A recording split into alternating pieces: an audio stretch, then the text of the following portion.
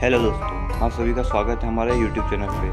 आपने इससे पहले वाला वीडियो तो देखा ही होगा, अगर नहीं देखा है तो जाके आप देख सकते हैं। इस वीडियो में हम बात करने वाले संभाजी महाराज के बारे में। संभाजी महाराज का जन्म 14 मई 1657 को पुनेरी के किले में हुआ था, जो आज की तारीख में पुणे के पास है। संभाजी के पिता का नाम शिवाजी महाराज था और इनकी माता का नाम साईबाई था।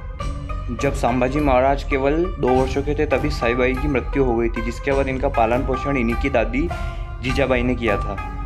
हाँ, 1680 में औरंगजेब को विश्वास हो गया था कि शिवाजी की मृत्यु के बाद मराठा साम्राज्य का पतन हो जाएगा, पर ऐसा हुआ नहीं। परंतु संभाजी जो शिवाजी के बेटे थे नए राजा बन गए। जी की मृत्यु के बाद शिवाजी की दूसरी पत्नी ने संभाजी महाराज को किले में नजरबंद करवा दिया और उनके 10 साल के बेटे राजा राम को नया छत्रपति घोषित कर दिया। परंतु शिवाजी की दूसरी पत्नी से परेशान मंत्रियों ने संभाजी का साथ दिया और संभाजी ने एक बड़ी सेना तैयार करके रायपुर की तरफ चढ़ाई कर दी। संभाजी रायपुर पहुंचकर नए छत्रपति बन गए और उन्होंने राजा राम को छोड़ दिया, क्योंकि वह उनका छोटा भाई था और केवल 10 वर्ष का था। और तो और संभाजी ने किसी को भी सजा नहीं दी और सभी को छोड़कर वापस अपने साथ मिला लिया। इसके बाद संभाजी अपने पिता की तरफ फिर से लग गए। उन्होंने पोर्तुगीज पर हमला किया, क्योंकि वह हिंदुओं पर अत्याचार कर रहे थे। उन्होंने मुगलों पर और मैसूर के राजाओं पर भी हमले किए। ऐसा भी कहा जाता है कि संभाजी महाराज इतने बहादुर थे कि उन्होंने एक शेर को भी मार दिया था, क्योंकि वह शेर गाँव में आतंक मचा रहा था। ऐसा कहते हैं कि अपने 9 साल के शासनकाल में संभाजी ने लगभग 50 से 60 लड़ाइयाँ लड़ी और एक भी नहीं हारे। कि संभाजी को रोकने के लिए खुद औरंगजेब भी महाराष्ट्र के औरंगाबाद आ चुका था, पर फिर भी वह संभाजी को नहीं रोक पा रहा था।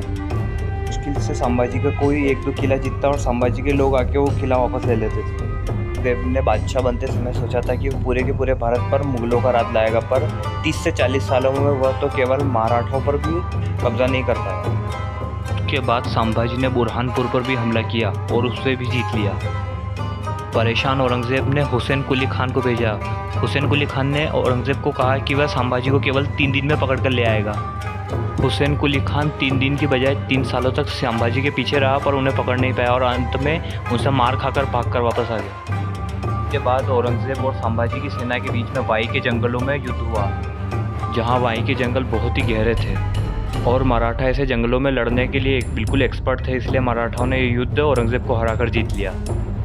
इसके बाद औरंगजेब ने संभाजी महाराज के किले को भी घेर लिया, पर वहाँ भी उसे मुँह की खानी पड़ी और 3-4 महीने किले के बाहर बैठने के बाद वो भाग गया।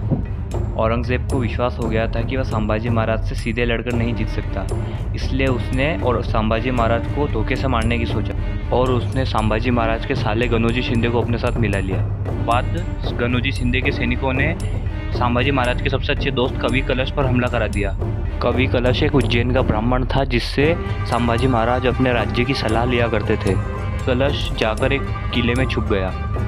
कवि कलश को वापस लाने के लिए संभाजी महाराज अपनी सेना लेकर जिस किले में कवि कलश छुपा था वहाँ चले गए।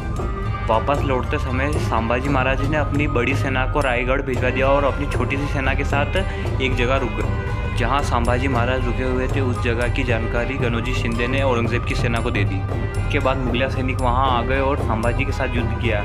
छोटी सेना होने की वजह से संभाजी और उनके दोस्त कवि कलश को पकड़ लिया गया। कवि कलश ने अपनी दोस्ती का परिचय देते हुए संभाजी महाराज को लगने वाला तीर अपने सीने पर ले लिया। औरंगजेब ने कवि कलश और संभाजी महाराज को घोड़े पर उल्टा लटकाकर उनका जुलूस निकाला है, उनका अपमान भी किया। औरंगजेब ने संभाजी महाराज के सामने 3 शर्तें रखी। पहली कि वे इस्लाम कबूल ले, दूसरा उनके सारे किले औरंगजेब को दे दे, तीसरा अपना खजाना उन्हें दे दे। के बदले में औरंगजेब उन्हें छोड़ देगा और उनके जितने भी किले थे उन पर राज करने देगा। परंतु संभाजी ने उसे मना कर दिया। इसके बदले उसने संभाजी को टॉर्चर करना शुरू कर दिया। उसने उनके नाखून निकाल लिए, बाल खींच लिए, ज़ुबान खींच ली, बड़ी उखड़ने लगा, उनकी दोनों आंखें फोड़ दी। यहाँ तक कि उनके दोस्त कवि कलश के साथ भी ऐसा ही किया।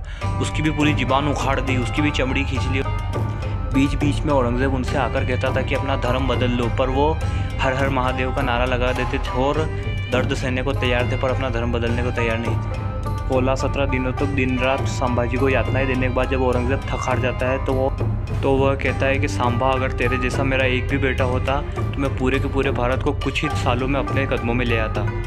और कवि कलश और संभाजी महाराज की सिर काट देने की आज्ञा दे देता है। औरंगजेब यहाँ भी नहीं रुकता, वह कवि कलश और संभाजी महाराज के सिर काटकर उनमें भूसा भर देता है और उनके पार्थिव शरीरों का तक जुलूस निकालता है।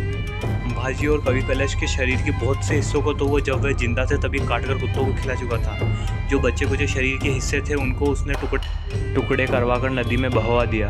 बाद संभाजी और कवि कलश के शरीर के हिस्सों को छन्नी से छानकर उनको धागे से सीकर उनका अंतिम संस्कार किया गया। संभाजी महाराज की इतनी दर्दनाक मृत्यु को सुनकर मराठाओं का खून खोल गया और उन्होंने साम्राज्य को निस्तानाबूद करने की कसम खा ली। दोस्त अगर हो तो कवि कलश जैसे, और भगवान रिश्तेदार गनोजी शिंदे जैसा किसी को ना दे। आज की इस वीडियो में इतना ही। ये वीडियो हमारी सीरीज़ का चौथा या पांचवा पार्ट था। अगर आपने इससे पहले के पार्ट नहीं देखे तो आप जाके देख सकते हैं। इसके आगे आने वाले वीडियो में हम देखेंगे कि किस तरह मराठाओं ने लाल किले पर भगवा फहरा दिया था और संभाजी महाराज के बलिदान को व्यर्थ नहीं जाने दिया।